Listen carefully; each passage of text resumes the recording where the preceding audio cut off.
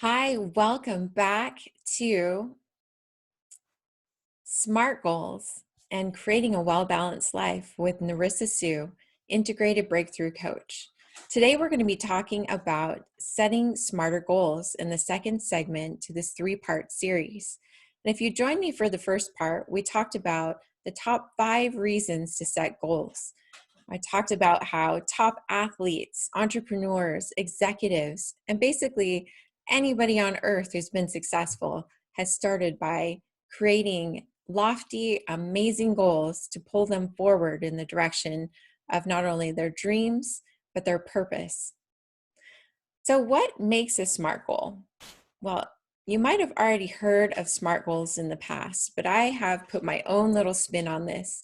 Again, I have 14 years of corporate experience, and part of that experience was training teams and working with senior managers to guide and develop their teams in the best, most inspiring ways. So SMART goals, again, are simple, they're specific, they're meaningful to you, they're measurable, they are achievable, and they encompass all areas of your life. And we also want to act as if these goals are already happening, as if they are happening right now at this very moment, and you've already put the things into play. The resources are already coming to support you, and you have everything that you need within you to make it happen. And R is for realistic, responsible, and ecological. And the T is for timed. And also, we want our goals to pull us toward what we want. And we're going to talk about that more in just a moment. So first, we're going to go with the S, which is specific. Goals are not ambiguous.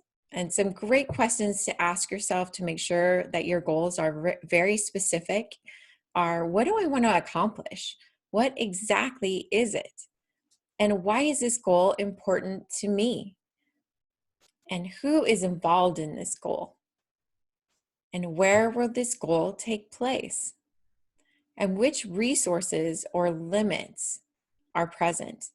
So asking yourself these very specific questions will help you identify whether or not it is a SMART goal. Which leads us to the next letter, which is M, for measurable. And goals not only need to be measurable, but they need to keep you motivated. So some great questions to ask yourself to make sure if they're measurable are, how will you know when you have it? That means at the very moment that you have that, you're like, I got my goal. It feels so good. Oh my goodness. And you can do a happy dance. Because again, we're going to have fun, right? And you also want to ask, what will this outcome get for you or allow you to do? Like, how is it going to change your life? What is the purpose of this goal? And how often? And also how many? So if you're going to say, I am going to meditate, well, then how is that measurable? You can say, I'm going to meditate for 15 minutes a day, 6 days a week. That is definitely making sure that it's measurable. The next one is A, for achievable. Your goals must be attainable. If they're not attainable, then you're not going to want to follow through on them again. And you also don't want to set goals that are way out of reach, like saying, I'm going to lose 25 pounds by tomorrow morning. That is just not attainable. I don't know if it's humanly possible, but if it is, I'm pretty sure it's not healthy. So we want things to be, again, ecological and attainable. So some questions you can ask yourself in this area are, how can I accomplish this goal? And is this goal achievable with commitment and effort? And do I have the necessary support and resources? And if not, how will I get those? How will I get the resources, and how can I enroll the support to help me with this goal? The next one is responsible. Goals must be ecological again. And some questions that you can ask to make sure that they're responsible, ecological, are, how realistic is this goal based on all areas of my life? Does it fit into your everyday life, or is it something that is a complete mismatch and is really going to throw off the rest of your life? Is it going to disrupt your income? Is it going to disrupt your family schedule? Is it going to disrupt your sleep patterns, your health and wellness? All these things you want to take into account to make sure that you're making a responsible choice to add this goal into your life. And then also, does this match my other efforts? So is this something that's going to be conducive to your current work situation, the way that you have your consulting business set up, or the way that you are currently leading your team at work? Are there other managers that can help you level out some of the work so you have more time to dedicate to this goal? And is this the right time to do it? And that's a great question for what's happening in our environment right now. And again, if you're watching this, I'm going to guess that this is the perfect time for you to be doing this, because you're setting aside some time for yourself to get clear on what you want. So this is the perfect time. And does this seem worthwhile? Also, I hope you answer yes to this question, because any goal that you have that's a dream that is waiting to come into reality is worthwhile. And T is for timed. So goals must be targeted. And in order to make sure that they're timed and targeted, some amazing questions to ask yourself are, when do I want it?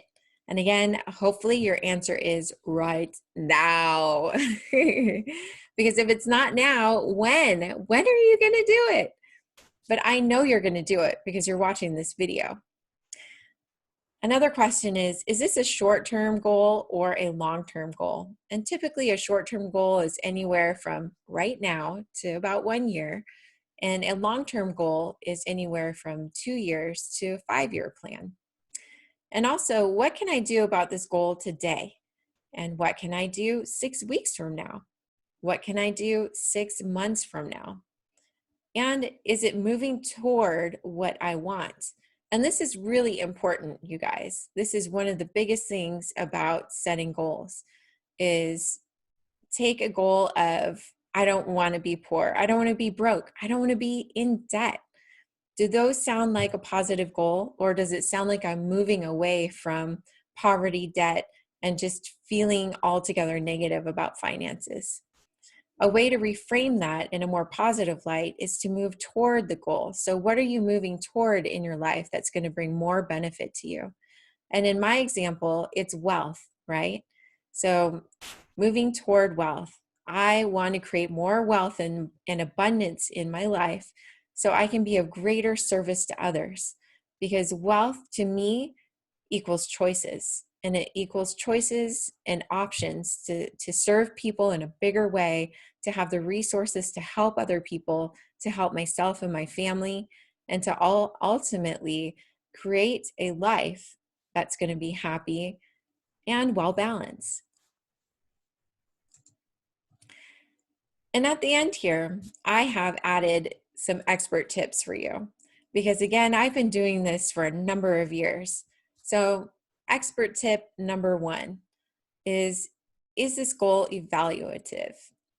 All goals must be supported by effective systems. If you don't have the resources and the support, it's going to fail, because you need that accountability. And some amazing questions you can ask yourself in this area are, what habits will make it easier for me to accomplish this goal? And what systems do I want to put in place? And what is the last thing that has to happen so you know without a doubt that you got this goal? So take some time to evaluate the goal.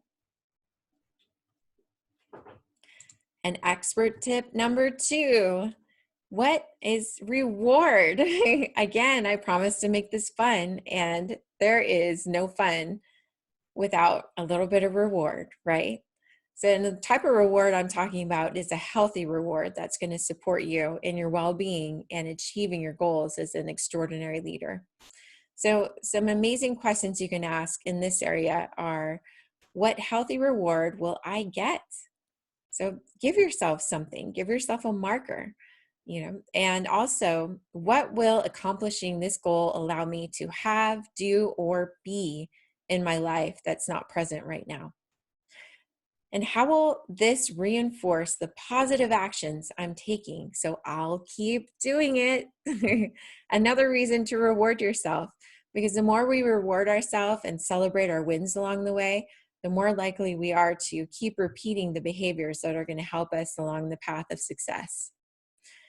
And I hope you noticed that I just added an E and an R. So we just created some smart-er goals. Smart-er goals. I know it's a little corny, but I promise to make this a little fun. So next we're going to talk about some really basic examples. So the first one is, I want to be really wealthy. I want to be rich. Anybody remember that song? No? Just me? Okay. So the way that we can make this a smarter goal is saying, I will double my income to 250K within 18 months by starting a consulting business.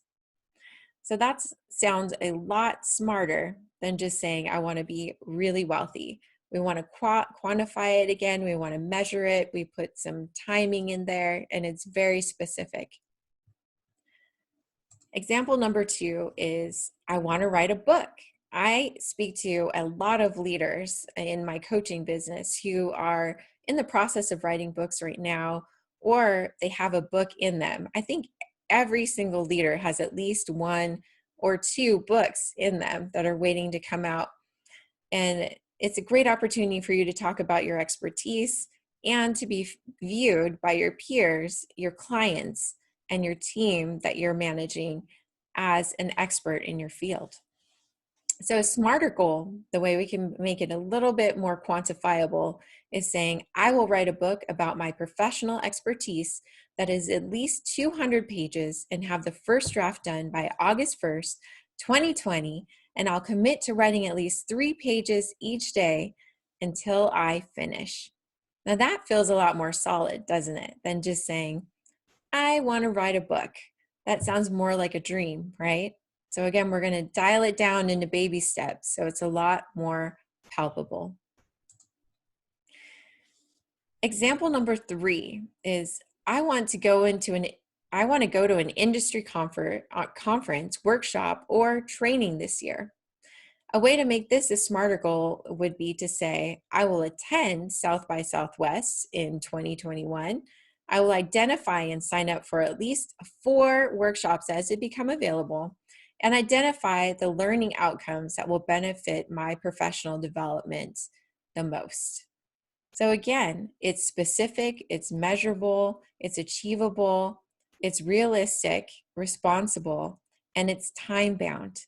So it has all the components that we need to make it a smart goal and a smarter goal. And example number 4, I want to be a better presenter/communicator. A lot of leaders that I know have a wealth of knowledge, and they are not really sure how to express that knowledge in a way that will make sense to a lot of people. So this is a very workable goal for a lot of leaders that I work with. And if you're going to go into executive leadership and make more big picture decisions and speak to a larger audience, then you really need to get on top of your presentation and communication skills. So the way to make this a smarter goal is to say, I will identify a Toastmaster group in my area to attend once a month, and I'll commit to hosting a monthly lunch and learn for my team to share areas of my expertise that will help them further their knowledge while I demonstrate my presenting expertise. So you can see that we hit a lot of birds. We killed a lot of birds with 1 stone, figuratively. No animals are harmed in this recording. And again, we made this a SMART goal. It's very specific, it's measurable, it's attainable, it's realistic, and it's time-bound. And as an added bonus, I did want to talk about some additional questions that you can ask yourself when setting some short-term goals.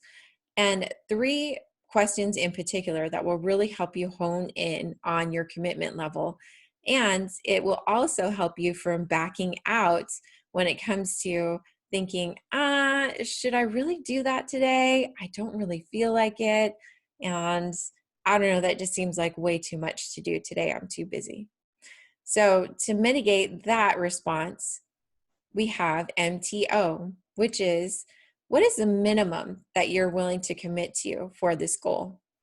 The absolute bare minimum. And T for target. What's my target to do? And O for OMG, outrageous. Like if you could think of the best case scenario, like you are just doing this goal to the max and you're making things happen, then that is what the O is for. When you're really ready to go above and beyond to smash those goals. And an example of this would be going to the gym and saying, okay, I want to go to the gym as one of my SMART goals. And again, we're going to make it really specific. So I'm going to say I want to go to the gym at least 3 days a week. And that would be my target, right? And the minimum, if I can't go 3 days a week for some reason, would be at least once a week. And my OMG, totally outrageous, will be 5 days a week. So that's a pretty good measure, and they're very specific and measurable again, but you're giving yourself some wiggle room. Again, we want our goals to be flexible and adaptable because we all have busy schedules and things that come up at the last minute, but you want to honor your commitment to yourself. So this is another way that you can frame your goals so you'll actually put them into action. And that actually brings us to the end of the second part of our series. And next up, in our next portion of the series, we're going to talk about what a well-balanced life includes and how you can quantify that and really take a deep dive into it to see what's important to you and what areas might be weak for you right now. So you can really focus on an area that needs some extra love, so it can strengthen the balance in your life, and you can make goals that are actually going to create a big impact for you. So join me for the third and final part of this training in the next segment. I'll see you soon.